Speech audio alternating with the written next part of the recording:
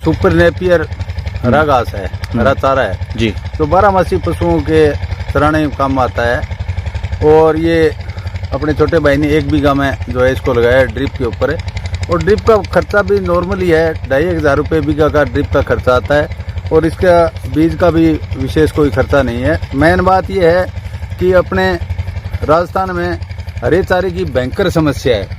विशेषकर जो गौशालाएं हैं वो बहुत मुश्किल दौर से निकल रही हैं। पराली आज जो है 700-800 रुपये मिल रही है और तूड़ी जो है 1,000 रुपये कुंटल जो है मिल रही है। तो गौशाला में पौष्टिक जो है उनको चारा भी नहीं मिलता और बहुत भयंकर समस्या हो रही है। तो इसलिए मेरा किसान भाइयों का ये उद्देश्य बताने का उद्देश्य ये था कि ये एक बार 1 बीघे में 90-100 कुंटल तक हो जाता है।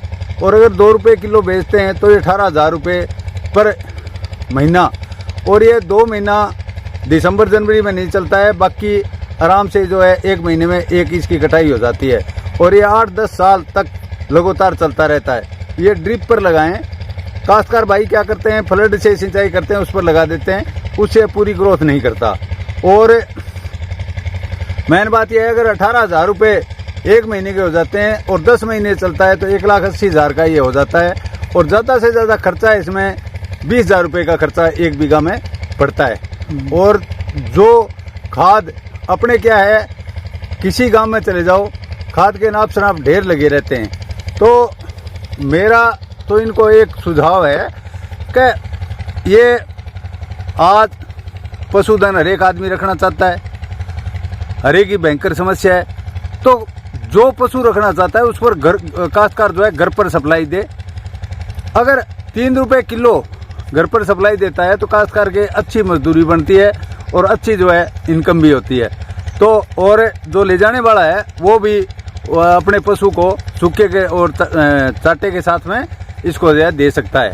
तो किसान भाई ज़्यादा से ज़्यादा इसको लगाएं और अपने पशुओं के लिए काम में लें, इसको बेचें, गौशाला में दें। तो ये साथ में तो पुण्य का काम है। और ये बहुत बढ़िया जो पौष्टिक चारा होता है।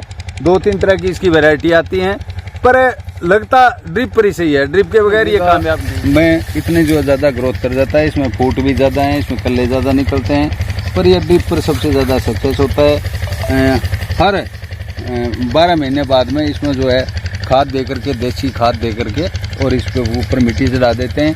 तो इससे जो है लगातार ये 8-10 साल तक। तो 1 अगस्त को लगाया था इसको जी, और 1 मीटर की दूरी पर लगाया था, ड्रिप पर लगाया था। किसान भाई इसको फरवरी लास्ट में लगाएं तो फरवरी से लेकर के दिसंबर तक लगातार हरा चारा मिलता रहेगा। और फिर फरवरी से लेकर दिसंबर तक 8 और 10 साल ये आराम से चल जाएगा। तो हरे चारे की पशुओं के लिए कभी समस्या आएगी नहीं। और इसका पौष्टिकता भी इसमें ज़्यादा है, ये मीठा भी होता है। गन्ना और बाजरा का ये क्रॉस है, क्रॉस करके इसको बनाया गया है। इसकी जो है पोरी बोलते हैं उसको, पोरी लगती है, मतलब 1-1 मीटर की दूरी पर इसको जो है लगाना चाहिए और ड्रिप के ऊपर लगाना चाहिए।